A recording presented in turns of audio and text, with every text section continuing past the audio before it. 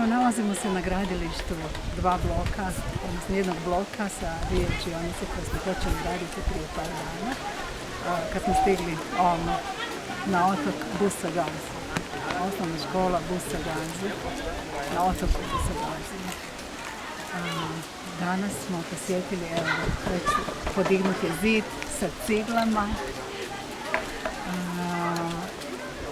Izvještavat ćemo vas svaki dan, pratimo radove kako napreduju, veselimo se zajedno s djecom radovima, zajedno s našim partnerima NCOD iz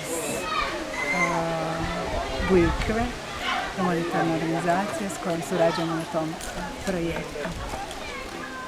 Htjela bih zahvaliti svim sponzorima i donatorima koji su donirali za ovaj projekt izgradnje ove škole i nakon čega ćemo postaviti i tank za pitku vodu. Tank od 10 do 15.000 litara vode sa pročišćivačem koji će se nadograditi kad ovaj blok od dvije učionice bude gotov. Hvala svim donatorima.